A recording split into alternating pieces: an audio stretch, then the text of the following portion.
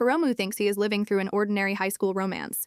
In reality, his quiet childhood friend is a blackmailer. Another girl has returned to claim an old marriage promise, and every new admirer seems more dangerous than the last. Before he can understand what is happening, his love life becomes an all-out Yandere war.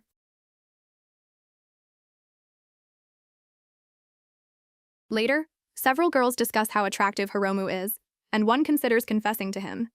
Mika Sakagami becomes especially irritated after hearing that Nanaka walked to school beside him.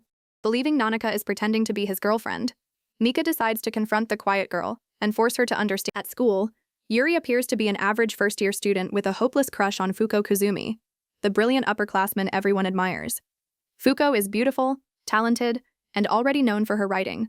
Yuri joined the literature club largely because he wanted to stand near her, even though he can barely hold a normal conversation when she looks at him. Nanaka casually compares Mika's life to the price of an ordinary pet store cat, estimating that her death might be worth only a few 100,000 yen. The calculation is so cold that Mika finally understands the danger. Nanaka is not pretending to be unstable. She genuinely places Hiromu's happiness above another person's life. The following afternoon, Nanaka runs to Hiromu and acts as cheerful as ever. She claims their meeting is a coincidence and asks to walk home together. Hiromu sees only his affectionate childhood friend. He has no idea that she spent the previous day threatening another student with fire and criminal evidence. Fuko does not understand why her harmless invitation affects Yuri so strongly. She leaves her hand within reach and waits with complete sincerity, while he treats the tiny gesture like a life-changing romantic event. The closer he gets, the more obvious it becomes that his confidence disappears whenever Fuko shows him personal attention. Yuri finally makes contact, only for the moment to become painfully quiet. Fuko watches his reaction with curiosity rather than embarrassment, which makes him even more self-conscious. What should have been an ordinary comparison of their hands becomes the first example of how easily these two turn simple physical closeness into romantic tension. The newcomer is Alice Kitagawa, and she greets Hiromu with complete familiarity. She touches his face, presses herself against him, and ignores Nanaka entirely. Hiromu is too shocked to react, which only makes Alice's confidence more frightening. She did not return to ask for a place in his life. She returned to reclaim it. Alice demands to know why Nanaka has been walking around with Hiromu. Her tone makes it obvious that she also believes he belongs exclusively to her. Nanaka, who thought she knew every threat in his life, has suddenly encountered a rival with memories and confidence she cannot immediately investigate away.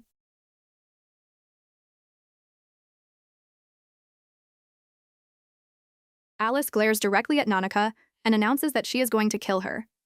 Hiromu stands between two girls who both consider him their property, still unable to understand how serious the situation has become.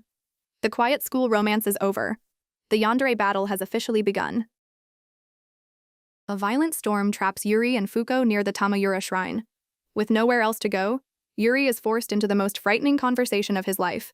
Fuko senses that he is hiding something, and the strange atmosphere around the shrine makes his private drawings feel impossible to conceal any longer. Yuri finally opens the bag and shows Fuko the drawings of Michiru.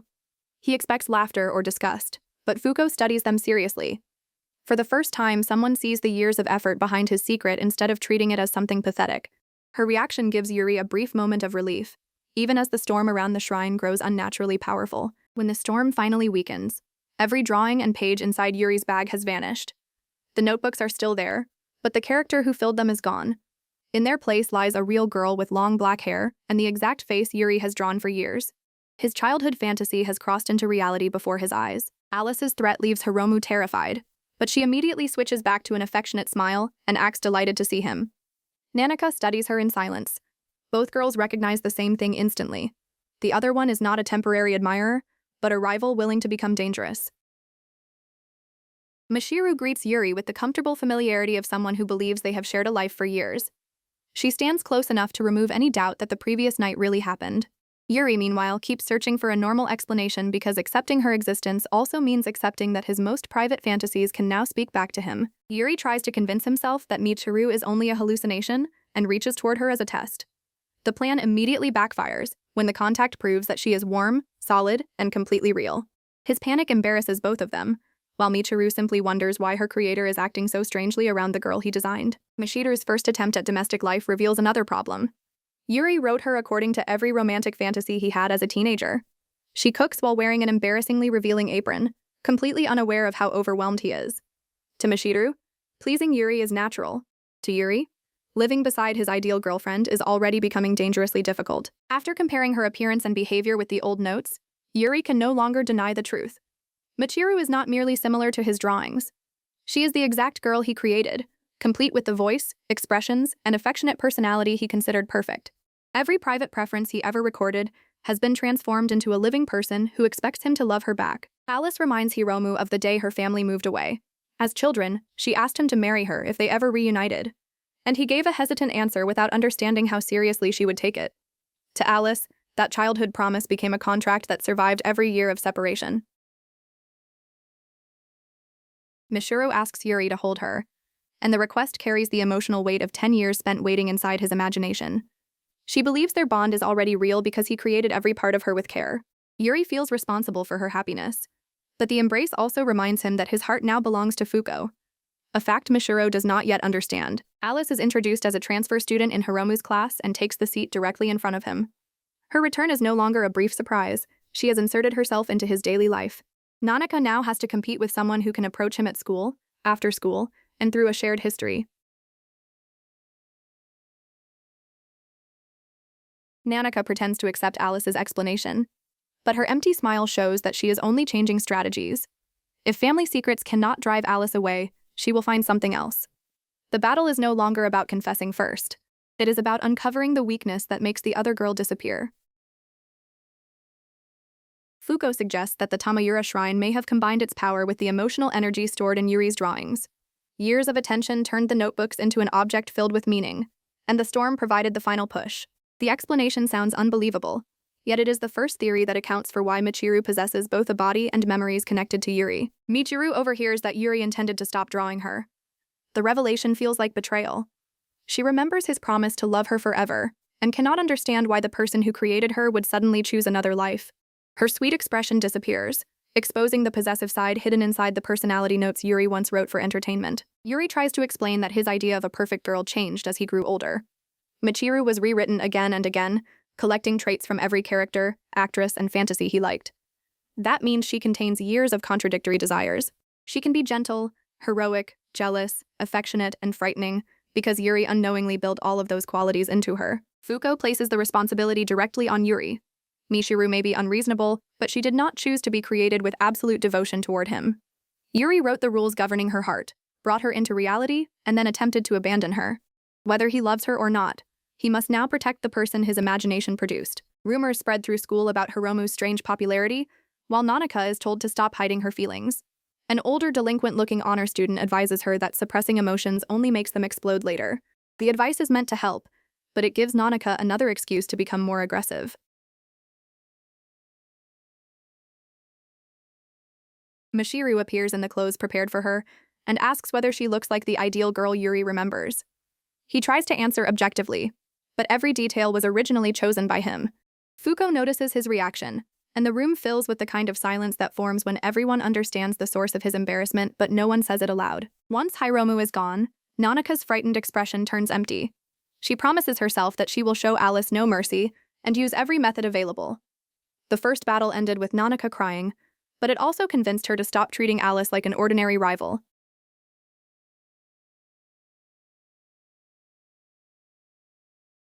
Fuko returns at exactly the wrong moment and finds Yuri standing far too close to Michiru. Neither of them can explain the scene without making it sound worse. Michiru sees no problem with their intimacy. Fuko becomes unusually quiet, and Yuri realizes that keeping his fictional girlfriend's secret will be impossible if she treats every room like a private romance scene. Michiru invites Yuri to hug her so he can feel how quickly her heart is beating. She presents the request with cheerful innocence, then reaches for him before he can form an excuse.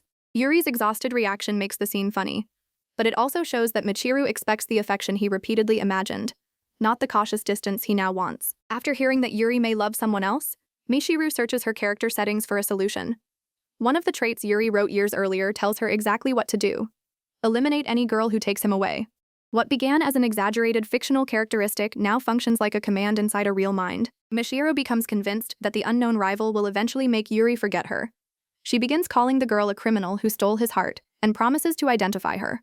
Yuri still thinks he can calm the situation through explanations, but Michiru has already transformed his unspoken crush into an investigation with a single objective. Living with Michiru creates constant embarrassment. She asks to sleep beside Yuri, and treats intimate domestic moments as perfectly normal because her entire personality was written around becoming his ideal partner. Yuri refuses, but every boundary he tries to establish sounds temporary to a girl who believes they were destined to live together. At an old shrine, Alice happily remembers racing Hiromu up the long stairs. Hiromu only recalls fragments, which unsettles her. Nanaka watches quietly, realizing that Alice's greatest advantage may also contain a weakness. The memories matter far more to Alice than they do to Hiromu. Yuri finally understands what living together will mean. Michiru moves through his room without the boundaries an ordinary guest would keep. While he notices every situation he once considered romantic in theory, the fantasy becomes much less convenient in reality. Especially when Michiru's complete trust leaves him responsible for setting limits she never expected to need. Michiru decides to attend Yuri's school so she can identify the person he loves. She promises that once the rival is gone, Yuri will remember that Michiru is his true ideal girl. Her cheerful determination hides the obvious danger. Yuri accidentally created a detective whose solution to romantic competition is removing the competition itself. Nanaka admits that she feels lonely. Instead of attacking Alice, she reaches for Hiromu's hand and decides to create more memories with him from this point forward. She cannot erase Alice's past, so she will build a future so overwhelming that the past becomes irrelevant. The misunderstanding grows when the contents of the bag become impossible to hide. Fuko accuses Yuri of bringing inappropriate purchases to school, and he desperately explains that Michiru cannot shop alone yet. Fuko's shocked expression shows that she understands the practical reason, but she is also imagining how closely Yuri and Michiru must already be living together. As they continue walking, Nanaka and Alice exchange determined looks. Neither girl says the challenge aloud, but both understand it perfectly. Alice will protect the memories that brought her back, and Nanaka will create new ones until Hiromu has no room for anyone else. Before Michiru can enter school, she needs ordinary clothes and underwear. The shopping trip becomes a humiliating battle because Michiru asks direct questions about Yuri's preferences and assumes every choice should be made for his enjoyment. He tries to act responsible, but the girl was literally designed from the tastes he is now pretending not to have. A small mark near Fuko's neck creates another misunderstanding.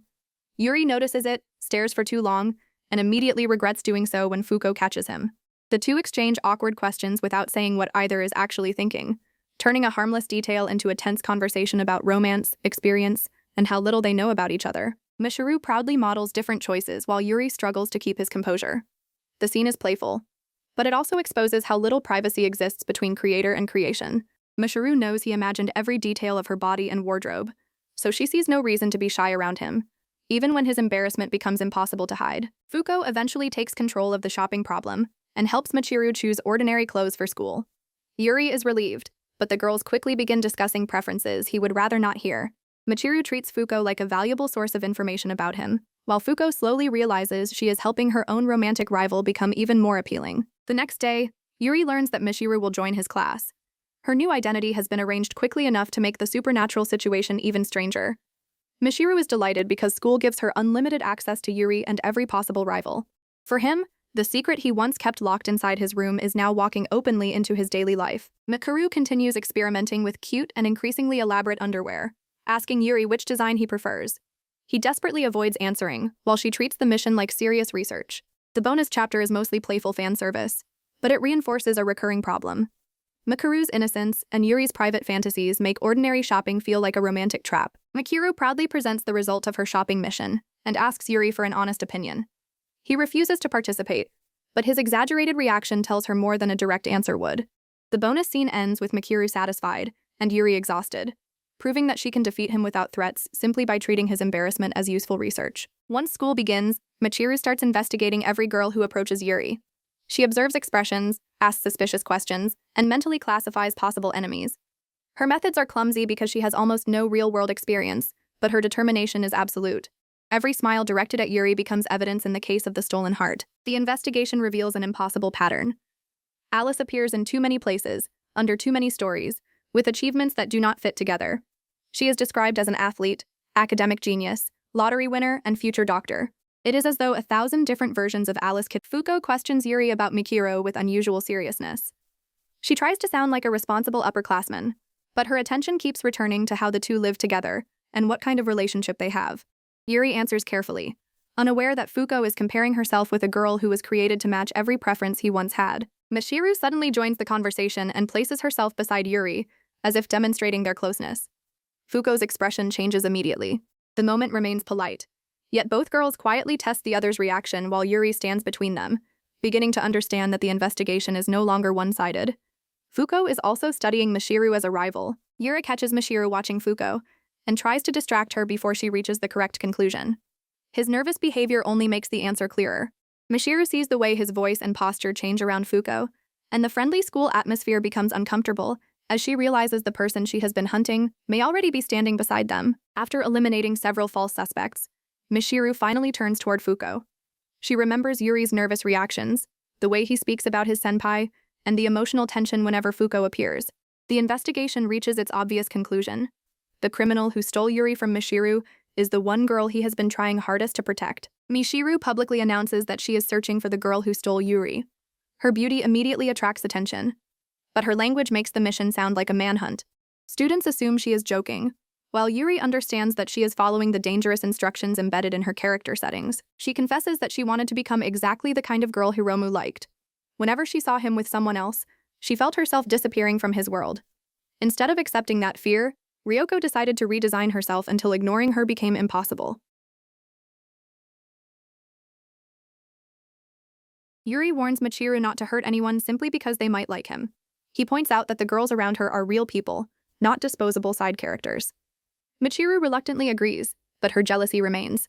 She is learning compassion, yet the original command to protect her relationship with Yuri still controls the way she interprets every rival. The literature club welcomes Michiru with a traditional trip to a public bath. She immediately sees the girls-only setting as a perfect opportunity to investigate Yuri's preferences without him interfering. The relaxed atmosphere turns into a ridiculous mission as Michiru compares herself with the other club members and searches for clues about the mystery rival. Ryoko promises that her body, her future, and every new version of herself can belong to him. Just as the situation becomes impossible to control, Hiromu's friends mention to Nanaka that he went to the infirmary with another girl. Nanaka immediately realizes something terrible is happening. Nanaka races through the school with a face that terrifies everyone she passes. The other girls may use memories, beauty, or seduction, but Nanaka's response to losing ground is always the same. Locate the threat, reach Hiromu first, and remove whatever stands between them. Michiru offers to stay beside Fuko during the bath, pretending that she only wants to help.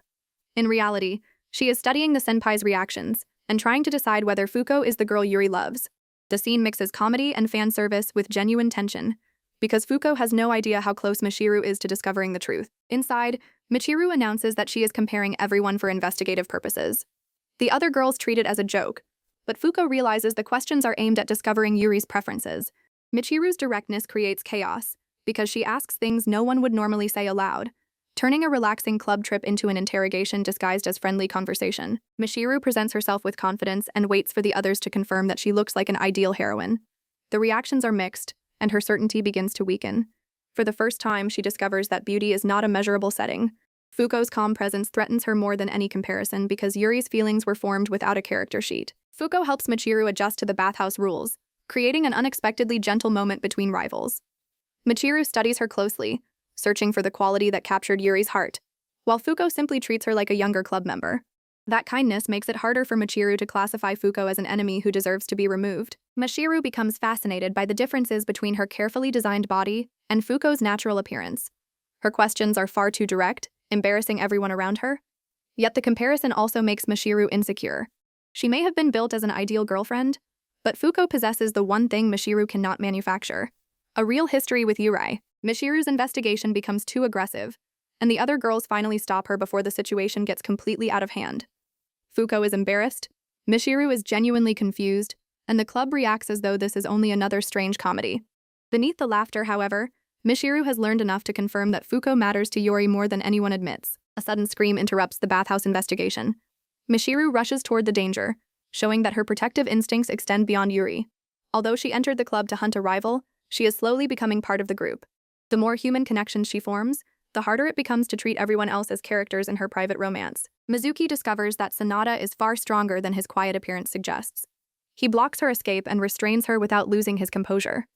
Yet even during the struggle, their chemistry becomes strangely personal, adding another unstable relationship to the chaos surrounding Hiromu. Fuko remembers loving Yuri long before either of them understood what their relationship meant. No matter how much her surroundings changed, his presence remained important to her. The memory reveals that Yuri's crush may not be one-sided. Fuko has simply buried her emotions so deeply that even she cannot name them clearly. In the present, Fuko prepares omelette rice for Yuri and tries to behave casually. The domestic scene mirrors Michiru's earlier attempts to please him. But Fuko's awkward effort feels more personal because it comes from memories rather than written settings. Yuri notices the difference without realizing what she is trying to communicate. Fuko's feelings remain unspoken as the chapter ends. She can write elaborate romances for fictional characters, yet a simple confession to Yuri feels impossible.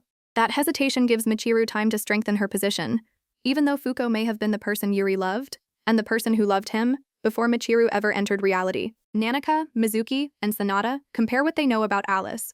Her face, records, and behavior do not fit the girl Hiromu remembers. Mizuki suspects an extreme transformation, while Nanaka focuses on a more dangerous possibility.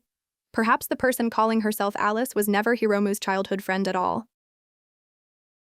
When Nanaka asks Hiromu about Alice's favorite ice cream and other childhood details, he repeatedly fails to remember. Nanaka gently suggests that people sometimes create new memories to fill gaps. Hiromu laughs awkwardly, but the idea remains with him. Alice could have invented everything. Nanaka goes further and says Alice may have been making the memories up from the beginning. Hiromu wants to reject the accusation, yet he cannot produce a single clear memory that proves her wrong. Alice's greatest weapon, their shared past, is beginning to turn against her. Alice visits that grave alone on the anniversary of a death. The mystery becomes terrifyingly simple. If the real Alice Kitagawa is buried there, then the girl beside Hiromu has stolen not only memories but the identity of someone who can no longer contradict her. Fuko leans toward Yuri to check whether he is feeling better, and he freezes under the attention. She realizes how close she has moved only after his expression changes.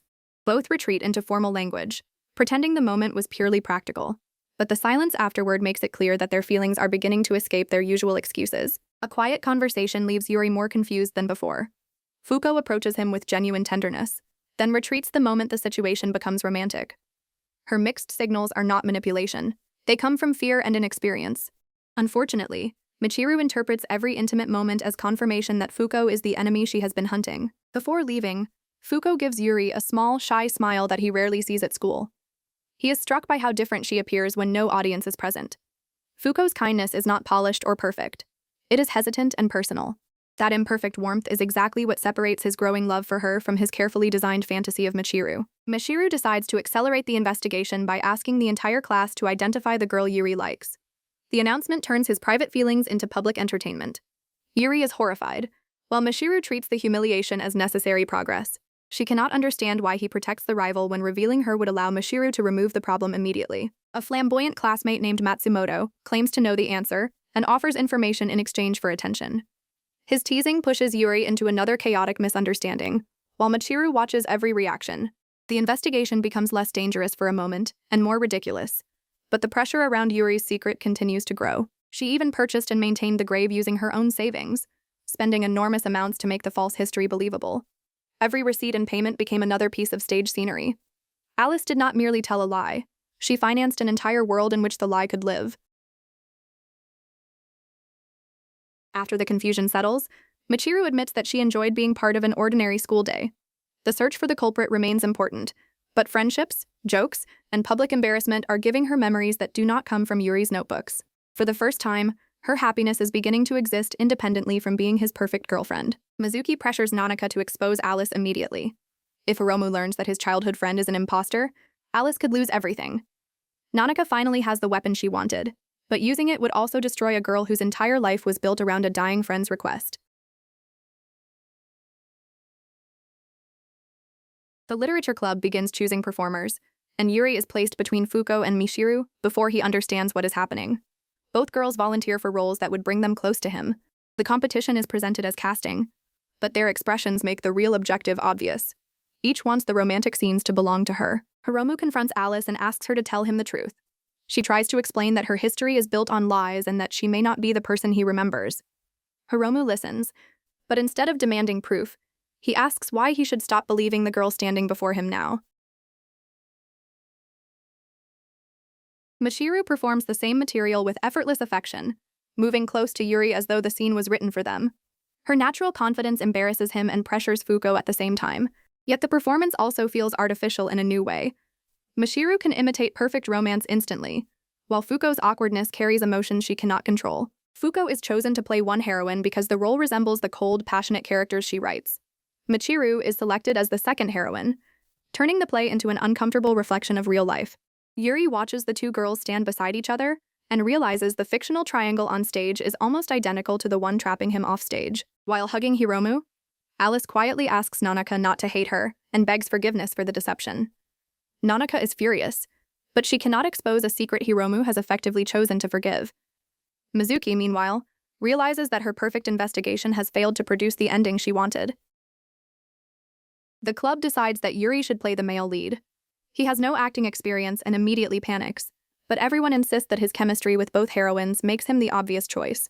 The role forces him to perform romantic scenes with Fuko and Michiru while pretending those scenes have nothing to do with his actual feelings. The final casting decision places Yuri in the central romantic role, ensuring that he will rehearse intimate scenes with both girls. Michiru celebrates openly, while Fuko attempts to look professional despite her bright expression. Yuri understands that the play is no longer a harmless club project. It has become a public stage for feelings none of them can discuss privately. When Yuri learns that the script includes intense romantic moments with both girls, his excitement and terror collide. Michiru is delighted by the chance to play his lover in public. Fuko acts calm, but the approaching rehearsals will force her to express emotions she has avoided in real life, including a confession and a possible kiss. Alice openly says she would rather eat alone with Hiromu. Nanaka immediately admits she wants the same thing, while Ryoko refuses to retreat. Their honesty creates a rare moment of agreement. All three would gladly remove the others if social rules did not force them to smile. Fuko begins practicing her lines with Yuri and repeatedly loses her place whenever their eyes meet. She blames the script, but the problem is obvious. The dialogue asks her to say things she has wanted to tell him for years. Each failed attempt makes the other club members tease them, increasing the embarrassment instead of helping. Michiru offers practical advice by demonstrating how close the actors should stand. She positions Yuri with complete confidence and turns the rehearsal into a scene that looks far more intimate than necessary. Fuko objects immediately, revealing jealousy she had been trying to hide, while Yuri realizes he has become a prop in their silent competition. Nanaka presents an enormous traditional meal arranged like a luxury celebration. The food is beautiful, but far too elaborate for a normal school lunch. She has once again confused love with total commitment, trying to prove her devotion through an amount of preparation no ordinary girlfriend could maintain. The kiss scene becomes the greatest problem. Fuko moves close enough for Yuri to feel her breath, and both of them forget their lines. The club expects professional acting, but neither can separate the scene from the feelings they have hidden for months. Even a rehearsal stops feeling safe once their faces are only inches apart. Hiromu becomes so nervous under their combined attention that he can barely taste anything. Each bite feels like choosing one girl over the others. The lunch is delicious, yet the pressure surrounding it turns eating into another survival challenge.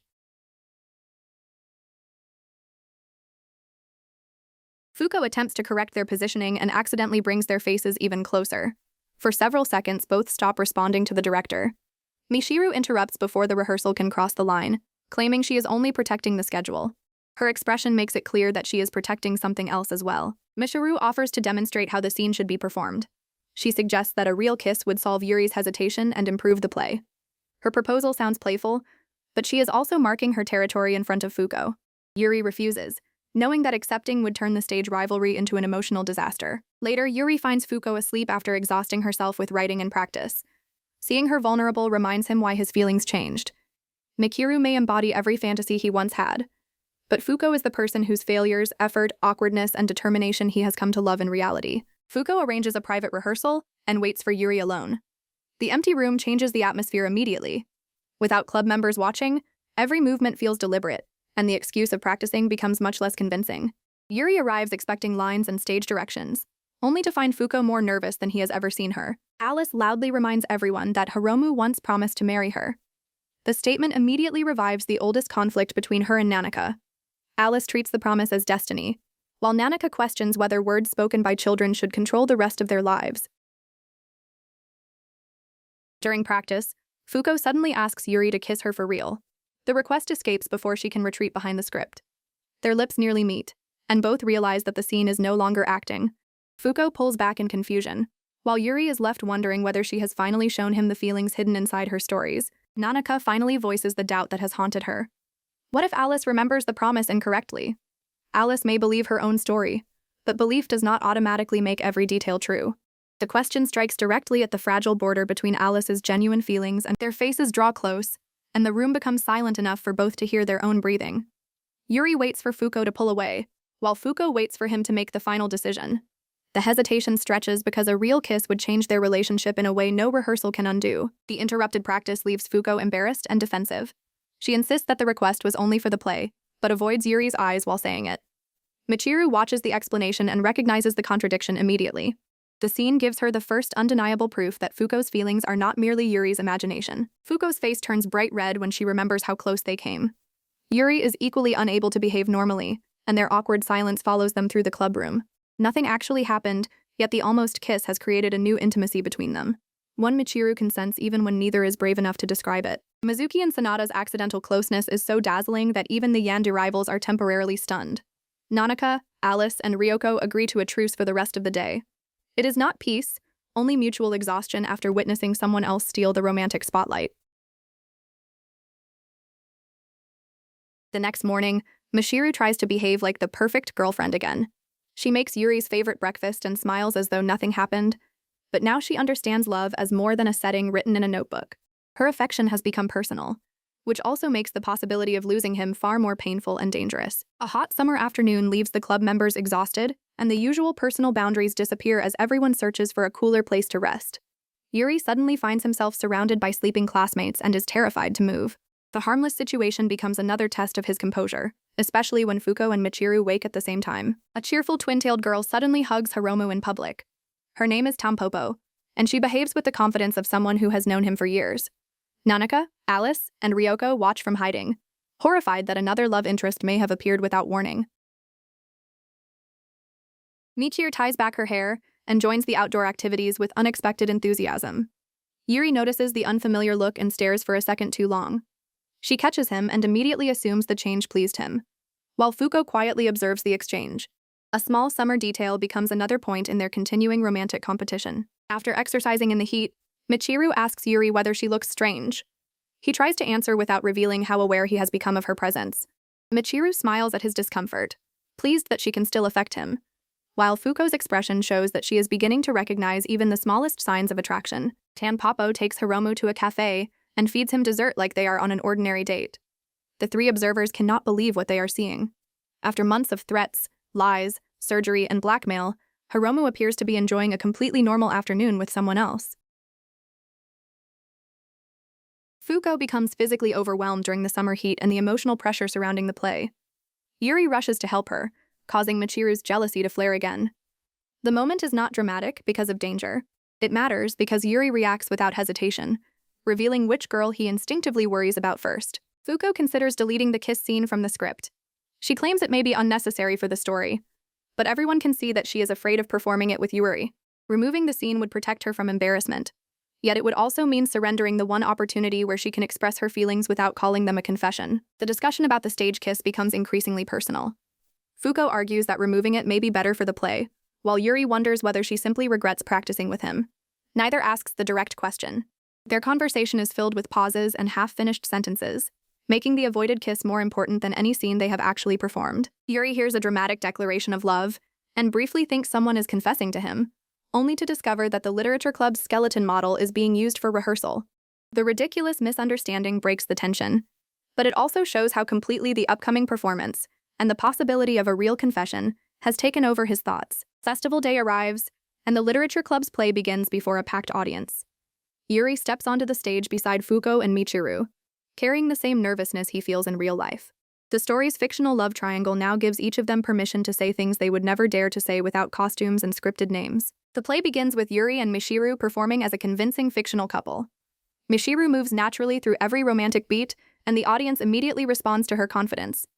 Yuri follows the script, but part of him remains aware that Fuko is waiting off stage. The performance mirrors his real conflict more closely than anyone planned. Nanaka and Mizuki panic over Tampopo's closeness to Hiromu, while Tampopo begins rating people with something she calls a human performance deviation score. She evaluates intelligence, appearance, fearlessness, and social ability as though every person can be reduced to a number. Tampopo gives Mizuki a respectable score, then turns toward the others with an unnervingly cheerful smile. The process feels less like a joke and more like an examination conducted by someone who sees human relationships as measurable data.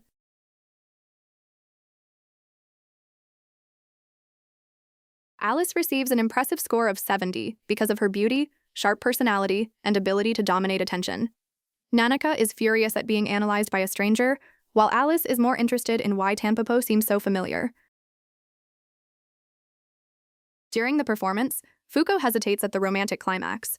She once wanted to remove the kiss because it frightened her, but she now understands that avoiding it would weaken both the story and her own honesty. The audience sees an actress struggling with a role. Yuri sees the girl he loves deciding whether to move toward him. At the climax, Fuko approaches Yuri, while the audience waits for the kiss. Both hesitate just long enough for the silence to become intense. Michiru watches from the side, recognizing that the scene no longer belongs to the fictional characters. Even without a perfect performance, Fuko and Yuri have created a moment only they understand. Fuko tells Yuri to trust her and continue the scene. Their dialogue blends with genuine emotion until the boundary between acting and confession almost disappears. Michiru watches from nearby, forced to witness Yuri and Fuko create a moment that was never written into her own perfect romance. The final scene succeeds, and the audience erupts. The club sees the performance as a triumph, but Yuri knows something changed on stage. Fuko's expression was too sincere to be only acting, and Michiru's silence was too painful to be ordinary jealousy. The play ends, but the real confrontation has only become unavoidable. Ren defeats Hiromu easily at a fighting game, and they laugh about the years when she was smaller and afraid of everything. Hiromu sees the meeting as family time. Ren remembers those same years very differently.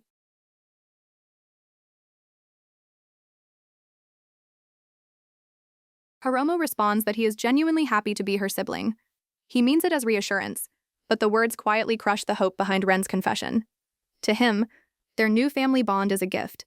To Ren, it is the wall that made her love impossible. Nanika appears and becomes jealous, but Hiromu quickly explains that Ren is his sister. Nanika relaxes, believing family removes the threat. Her confidence ignores the obvious problem. Ren loved Hiromu before the remarriage, and still carries those feelings now. After the festival, Fuko finally asks what Yuri thought of her performance. He praises the acting, missing the question hidden underneath. Fuko becomes frustrated because she wants him to recognize the confession without forcing her to repeat it. Their conversation is painfully awkward. Both know the truth, yet neither can move past the final sentence. Afterward, Ren lies alone in the grass and wonders why she is still crying. She tells herself that her mother and new sisters are kind, and that becoming Hiromu's family should be enough. Yet the tears reveal that being called his sister never replaced the future she once imagined.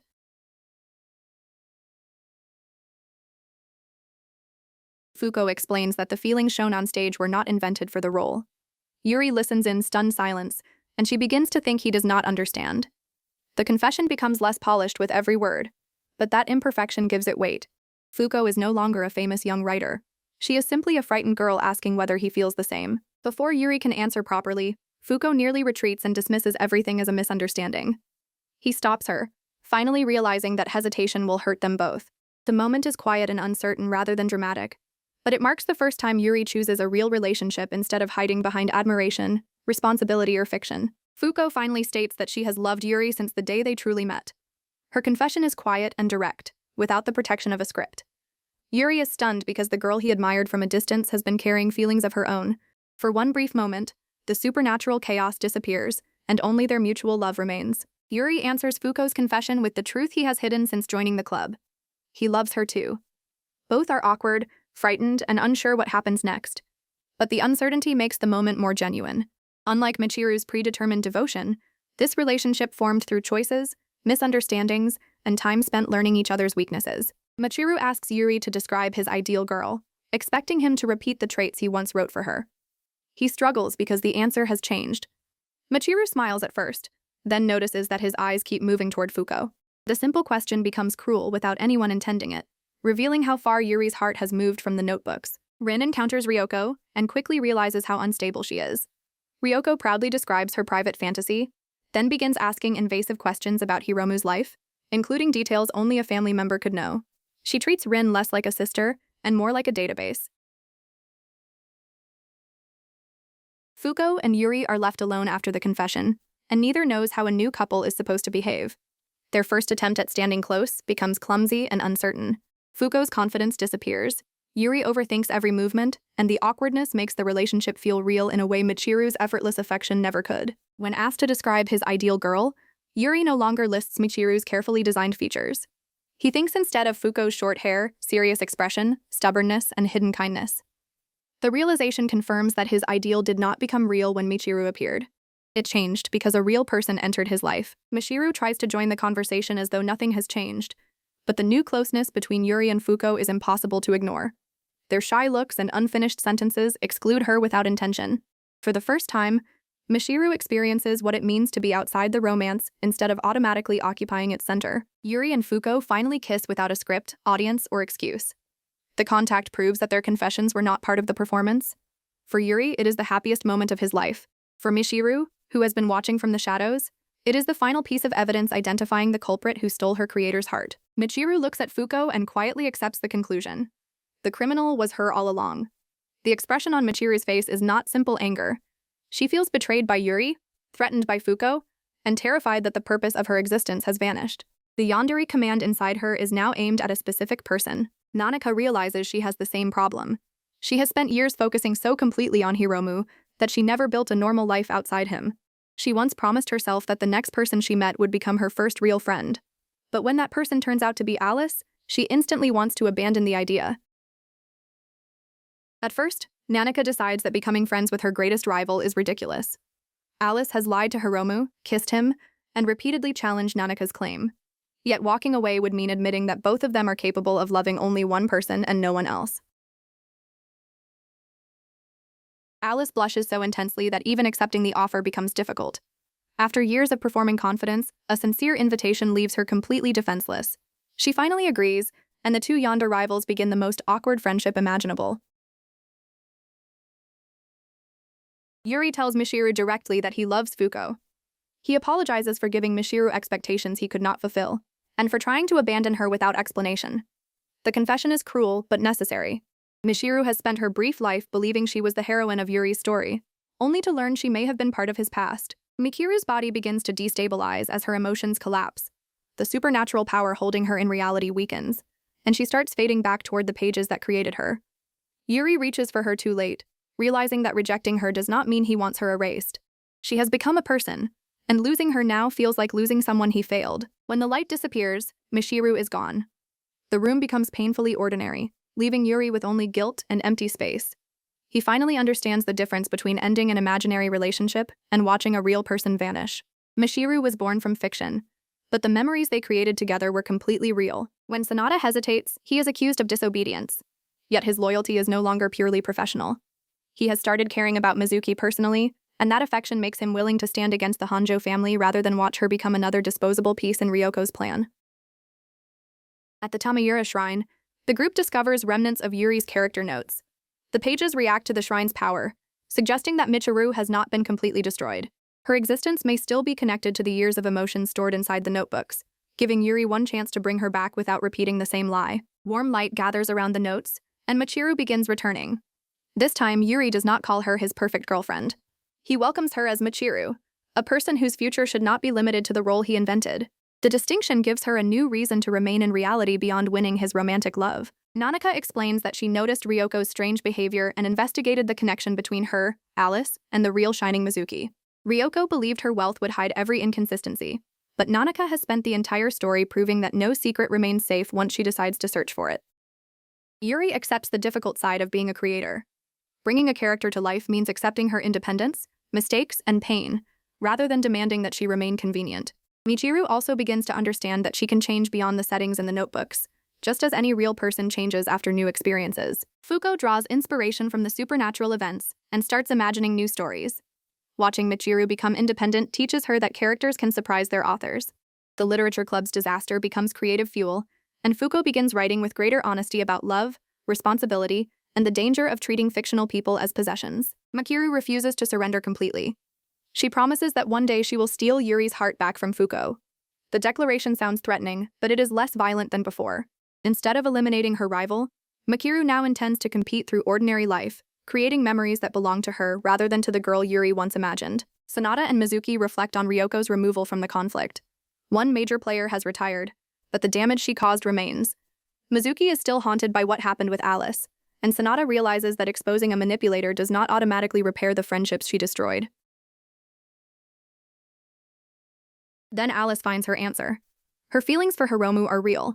The past surrounding them may be invented, but the love she experiences now belongs completely to her. That single truth gives Alice the courage to stop hiding behind another girl's name and finally confess as herself. The group examines Yuri's notebooks and teases him about the embarrassing details he wrote into Michiru. She enjoys watching him suffer, while the others realize how much of her personality came from adolescent fantasies. The scene is comedic, but it also shows Michiru reclaiming those settings as her own, instead of simply obeying them. Fuko visits Yuri's home and quietly imagines leaving personal belongings there, including a toothbrush. Her thought reveals how far her feelings have progressed. She is still shy about calling their relationship official. Yet she already pictures a future where Yuri's room contains evidence that she belongs beside him. With new determination, Alice says she is going to tell Hiromu how she feels. Mizuki is stunned because the confession could destroy Alice's fantasy of a guaranteed marriage. But Alice no longer wants a relationship protected by a childhood promise or borrowed identity. She wants an answer meant for the real person. Fuko finally invites Yuri on a real date. He can hardly believe that the girl he admired from across the clubroom is now walking beside him as his partner. Their conversation is awkward and ordinary, which makes it more meaningful than any dramatic stage romance. For once, Yuri is experiencing the relationship he wanted without hiding behind fiction. When Mizuki assumes Alice was preparing to marry him, Alice admits that was simply another lie. For once, she is not angry about being exposed. She recognizes how often she used certainty to hide fear, and how easily those lies prevented her from taking an honest risk. Their hands brush while walking, and both react as though something dramatic happened. Yuri considers reaching out properly but hesitates, while Fuko slows her pace enough to give him another chance. The small exchange contains no confession or supernatural event, yet it captures the uncertain excitement of a relationship neither has learned how to navigate. Alice tells Mizuki that she wants to be honest with herself. She cannot rewrite every painful event, but she can choose what she does next. The confession to Hiromu is not another scene in her invented story. It is the first decision she is making without knowing how the ending will turn out.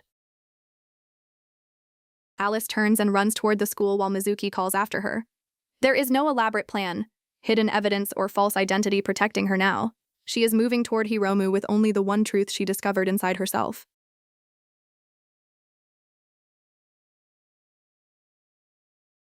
Hiromu meets Alice on the rooftop and asks what is wrong. She struggles to speak, admitting that it may already be too late. For the first time since returning, Alice looks genuinely uncertain around him. She cannot control his response, and that makes this moment more frightening than any confrontation with Nanika. After several failed attempts, Alice finally says the words directly. She loves Hiromu. There is no reference to their childhood promise, no claim that fate already decided the outcome, and no borrowed history. It is simply a girl confessing the feeling she knows belongs to her. After panicking for several seconds, Hiromu finally reveals that he is already dating Nanika. He says it almost apologetically, as though this important relationship somehow slipped his mind. Alice's brave romantic confession crashes directly into a fact nobody bothered to tell her. Yuri and Fuko share chocolate and continue the date without any supernatural disaster. Small gestures, holding hands, choosing food, and sitting together matter, because they build a relationship outside the literature club. Michiru may have years of fictional history with Yuri, but Fuko is now creating a real history one ordinary memory at a time. When Mizuki asks why Nanika let Alice go so far, Nanika gives the most yandere answer possible. Because it was fun. She was not satisfied merely to win. She wanted to enjoy the confusion, preserve the rivalry, and remind everyone that dating Hiromu has not made her any less dangerous. After the date, Fuko returns to the Tamayura shrine and remembers the wish that began everything. Before meeting Yuri, she once prayed for enough romantic experience to write convincing love stories. She left pages from her own novel as an offering, never imagining the shrine might treat those pages the same way it treated Yuri's drawings. A new girl suddenly appears wearing the same clothes and face as Silhouette, the heroine from Fuko's popular novel. Her name is Kusunoki Amu, and she immediately recognizes Fuko as her creator. Unlike Michiru, Amu arrives with the confidence and violent energy of a character written to survive battles, romance, and exaggerated fantasy situations. Amu learns that Yuri has touched and kissed Fuko, then declares that he must be punished. She threatens to make sure he can never approach her creator again. The attack is partly comedic, but Amu is completely serious. Fuko accidentally wrote a fiercely protective heroine whose loyalty is directed toward the author rather than a fictional love interest. Yuri realizes that Amu was created from Fuko's own hidden desires in the same way Michiru was created from his. Amu contains Fuko's ideas about courage, romance, physical confidence, and the kind of woman she could never become herself. Her arrival exposes private fantasies that Fuko would rather keep buried inside her manuscript. Amu announces that she will evaluate Yuri and remove him if he proves unworthy of Fuko. Michiru immediately dislikes the new arrival, both because Amu threatens Yuri and because another fictional girl has invaded the life Michiru fought to build.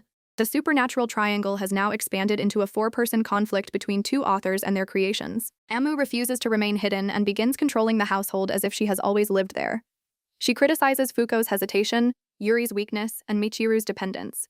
Because Amu was written as an assertive heroine, she believes the simplest solution is to force Yuri and Fuko into the romantic progress neither of them can achieve alone. Amu reveals that she understands Fuko's unspoken wishes far better than Yuri does. She claims she can fulfill the romantic fantasies her creator was too embarrassed to experience. Fuko is horrified, while Yuri realizes that Amu's bold behavior comes directly from scenes and character settings Fuko once wrote in private. The plan becomes increasingly suggestive as Amu orders Yuri to obey her and pushes him into an intimate situation. Michiru watches in alarm, and Fuko can barely look at what her own character is doing. The fan service is played for comedy, but it also shows how dangerous fictional confidence becomes when it ignores real consent and embarrassment. Amu invites Yuri to abandon his hesitation and drown in pleasure, presenting herself as the perfect guide to Fuko's desires. Yuri refuses to take advantage of the situation. His rejection surprises Amu because the male characters in her story would normally follow the scenario.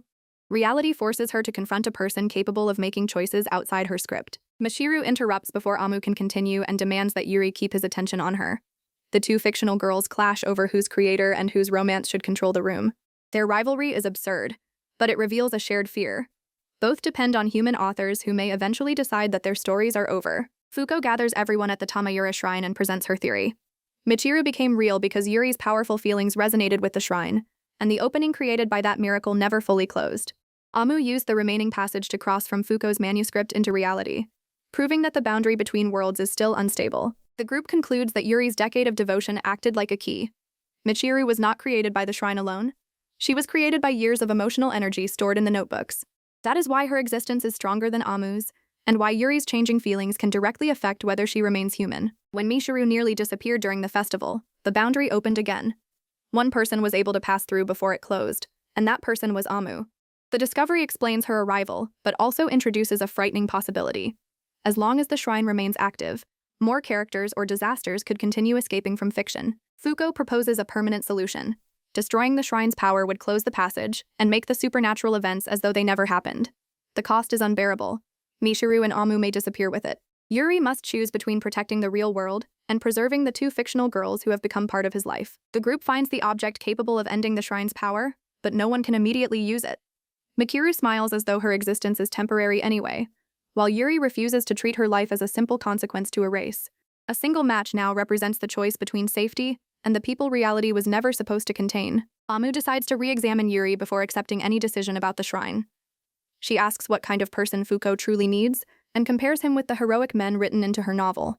Yuri fails nearly every idealized standard, but Amu gradually realizes that Fuko did not fall for strength or perfection. She fell for his ordinary kindness. Amu challenges Yuri physically and defeats him with ease. To her, weakness appears to prove that he cannot protect Fuko. Yuri continues standing up despite the humiliation, not because he expects to win, but because he refuses to let Amu decide that anyone else's life, including Michiru's, should be discarded for convenience. Yuri admits that he cares about both fictional girls and does not want either to disappear. The answer surprises Amu because she expected him to choose only Fuko. He explains that loving Fuko does not erase the responsibility, gratitude, and affection he feels toward Michiru and Amu as people. Amu begins to accept him. Yuri may not resemble the knight she imagined, but he is willing to protect a complicated reality rather than chase a perfect ending. Her hostility softens, and she decides to experience more of the world before allowing anyone to close the passage that gave her life. The literature club travels to the coast for a summer writing trip. Work is quickly forgotten once everyone sees the ocean. Michiru and Amu treat the trip as their first real vacation, while Yuri is surrounded by girls in swimsuits and desperately tries to behave as though the situation is not testing every ounce of self-control he has. Michiru's swimsuit attracts immediate attention, although she remains strangely shy about revealing herself in public. Her confidence around Yuri disappears when strangers are watching. The scene gives him another glimpse of a personality that was never in the notebooks. Michiru has developed her own modesty instead of simply performing whatever his fantasies demand. The girls compare swimsuits, and Michiru becomes overwhelmed by the attention. She was written to be confident around Yuri, but public embarrassment is a feeling she developed on her own. Her attempt to hide only attracts more teasing, while Yuri stares determinedly in another direction and convinces no one that he is calm. Once the group reaches the water, everyone abandons the promise to focus on writing. Yuri is pulled into the chaos and ends up trapped beneath a pile of laughing club members. The scene is harmless summer comedy, but it gives the story a rare moment where fictional girls, real friends, and romantic rivals simply enjoy being together. Michiru challenges the others to a beach game and becomes intensely competitive. Her movements draw Yuri's attention, which she notices immediately. Instead of openly celebrating, she becomes shy and tries to act as though his reaction does not matter. The contradiction shows how much of her personality now exists beyond the confident settings he wrote. Fuko joins the game and finds herself competing with Michiru for Yuri's attention without admitting it. Each girl tries to appear casual while watching his reactions. Yuri, surrounded by their silent rivalry, realizes that a relaxing beach trip may be more dangerous than any supernatural confrontation, because there is no correct response. The group encounters boys who remember Yuri from middle school. They describe him as a quiet golfer who accepted bullying and spent every free moment writing in a notebook. Yuri tries to laugh it off, but the humiliation reveals how lonely he was during the years when Michiru existed only as an imaginary companion. The mood changes when Yuri's former classmates begin speaking about his middle school reputation in front of the girls. Michiru moves close to him, while Fuko listens without judgment. Their presence embarrasses him, but it also gives him support he never had during those years. The lonely boy from the notebooks is no longer standing alone. When the former bullies reach toward the girls, Yuri finally fights back and tells them not to touch anyone. He is still frightened and physically outmatched, but he refuses to remain the passive boy they remember. Michiru sees that Yuri has changed, not into a fictional hero, but into someone willing to act despite fear. After Yuri finally resists the bullies, the entire group rushes to his side. Michiru and Fuko both scold him for taking unnecessary risks while refusing to let anyone mock him again. The resulting pile of concern, teasing, and relief turns the confrontation into a strangely warm moment. Yuri is surrounded by people who chose to protect him. The confrontation ends with the girls defending Yuri and turning the humiliation back on his tormentors. For Michiru, the victory is deeply personal. She was the secret friend who helped him survive those lonely years, and now she can stand beside him in reality while he protects the life he built afterward. The summer camp moves to the town where Fuko once lived. Between writing sessions, the club jokes about romantic scenarios, including Yuri carrying Michiru and sharing a room with Fuko. The playful fantasies create tension because everyone knows Yuri and Fuko are together, while Michiru still refuses to abandon her own feelings. Fuko tells Yuri that she understands his affection for Michiru and does not expect him to forget her. Their relationship has matured beyond simple jealousy, but the acceptance is painful. Fuko knows Michiru is part of Yuri's history and identity, while Michiru must watch the two real lovers discuss her place in their future. Memories of middle school return as Yuri walks through the old town. He remembers carrying a notebook everywhere, hiding from classmates, and using Michiru's fictional world to survive bullying. The drawings were not only a romantic fantasy, they were a refuge created by a lonely child who had no one else to trust. Fuko admits that she loves Yuri more than ever and wants to share the burden of his past. The confession is no longer hesitant or disguised as acting. She understands that loving him includes accepting Michiru, the embarrassing notebooks, and the emotional wounds that shaped the boy she met. A buried memory suddenly returns. Yuri hid one volume of Michiru's character notes in this town during his first year of middle school. The missing notebook may contain settings that never became part of the Michiru they know. Recovering it could strengthen her existence, or awaken something neither Yuri nor the shrine can control. The group uncovers the missing volume of Michiru's character notes. Yuri realizes that the collection was incomplete from the beginning. Every other notebook was absorbed during the storm, but this one remained buried for years, preserving an earlier and possibly more dangerous version of the girl he created. After Michiru assimilates the lost settings, she initially appears normal. The group visits an amusement park and tries to create happy memories before summer ends. Yuri remains uneasy, sensing that Michiru's behavior has become slightly distant, as though unfamiliar instructions are slowly replacing parts of the personality she developed in reality. Fuko notices that Michiru's memories and feelings have become unstable. When asked whether she still loves Yuri, Michiru hesitates in a way she never has before. The missing notebook did not simply add information. It introduced an older version of her heart, written during a darker and more dramatic period of Yuri's imagination. Despite the uncertainty, Michiru tells Yuri that spending the day together is fun. Her words sound ordinary, but they carry urgency. She senses that something is changing inside her and wants to preserve the simple happiness she discovered after becoming human. The amusement park becomes a temporary farewell before the hidden setting activates. The final notebook contains a catastrophic setting Yuri wrote during middle school. Michiru is a world-type girlfriend whose existence can destroy the planet. He created the idea during an exaggerated phase and forgot it completely. Now that the notes have merged with her real body, the ridiculous fictional premise is becoming a physical law. News broadcasts announce that a massive comet is approaching Earth. The object is being pulled by the same abnormal gravity surrounding Michiru, turning a forgotten character description into a global disaster. Yuri finally understands that the shrine does not distinguish between heartfelt romance and childish spectacle. Everything written with enough emotion can become real. Michiru tries to distance herself from everyone, believing her disappearance is the only way to stop the comet. Yuri refuses to let her face the crisis alone. He tells her that she is not merely a collection of settings anymore. The person laughing, making friends, and feeling afraid is someone the notebooks could never fully describe. Yuri reaches for Michiru even though physical contact may intensify her emotions and the gravitational disaster. She warns that she will cry if he touches her, but he takes her hand anyway.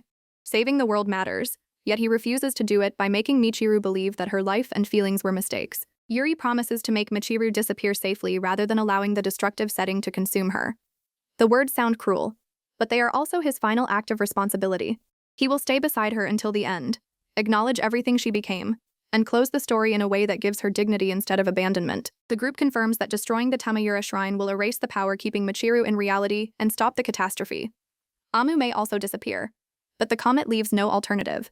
Yuri stands before the building where both miracles began, knowing that saving the world means personally ending the life he once created. Michiru reaches for Yuri's hand and accepts the decision. She does not want him to carry the blame alone. Their final walk through the shrine grounds resembles an ordinary date, which makes it more painful. For the first time, neither is pretending that she will remain his girlfriend forever. Yuri breaks down and admits that he cannot make himself start the fire. Michiru comforts him instead of demanding salvation. She reminds him that she experienced friendship, food, school, jealousy, embarrassment, and love. Far more life than the fictional girl in his notebooks ever could have known. Before disappearing, Michiru finally gives Yuri a confession that belongs only to her. She says she loves the world, the literature club, Fuko, the people who accepted her, and above all Yuri. Her love is no longer a command written by a lonely child. It is a choice made by the person she became. Michiru fades as the shrine's power collapses. Yuri runs after her, but the girl dissolves into light before he can hold her again. Her last expression is peaceful because she leaves knowing that Yuri truly saw her as a person. The comet disappears, the world survives, and the miracle ends with a final farewell. Yuri refuses to accept the empty space Michiru leaves behind. He reaches through the collapsing light, begging her to return, but there is nothing left to hold. The others survive, yet victory feels meaningless to him. Only after losing Michiru does he understand how deeply his responsibility transformed into affection. Fuko tells Yuri not to deny his grief. She knows that he loves her, but she also knows Michiru became more than a childhood fantasy. Loving one person does not erase every other bond. Fuko's willingness to accept that truth prevents Yuri from turning his sorrow into another secret locked inside his room. Yuri remembers every ordinary moment with Michiru, her cooking, jealousy, school friendships, ridiculous investigations, and attempts to become independent. Those memories prove that she was not an illusion. The supernatural body vanished, but the experiences changed everyone who knew her, especially the creator who once tried to throw her away. Yuri finally admits the truth to himself. Somewhere along the way, he also fell in love with Michiru. The realization comes too late to change her fate, yet it gives meaning to their relationship. He did not love the perfect girl from the drawings. He loved the imperfect person who escaped them. 1 month passes after Michiru's disappearance. Society returns to normal. The comet is forgotten as an unexplained crisis, and the literature club resumes its routine. Yuri cannot move forward. He repeatedly asks to see Michiru again, searching the empty pages as though determination alone might bring back the girl who once emerged from them. Fuko offers a different path. The shrine is gone, but fiction still has the power that created Michiru in the first place. The power to preserve a person inside a story. She proposes writing Michiru's life from beginning to end, allowing readers to meet her even if she can never physically return. Yuri tells Fuko that he fell in love with Michiru. He expects the confession to damage their relationship, but Fuko already understands. She refuses to give up on Yuri and refuses to erase Michiru from his heart. Instead, she decides that the three of them can remain connected through the story they create together. The literature club helps complete the manuscript. Yuri provides memories and drawings, Fuko shapes them into a narrative, and Amu contributes the perspective of another character who crossed into reality. The project becomes a final responsibility toward Michiru, not resurrecting her as a possession, but recording the life she chose for herself. When the manuscript is finished, pages cover the room just as Yuri's old drawings once did. This time he does not hide them in shame. The title declares that this girlfriend is a fiction, yet everyone involved knows the emotions were real. As long as the story is read, Michiru will continue existing in the world she learned to love. The epilogue leaves the characters together, teasing Yuri about the strange romance he created and the impossible girls who changed their lives. Michiru is no longer physically beside them, but her presence remains in every drawing, joke, and memory. The fictional girlfriend did not receive the ending she wanted. She received something larger, a story that refuses to forget her.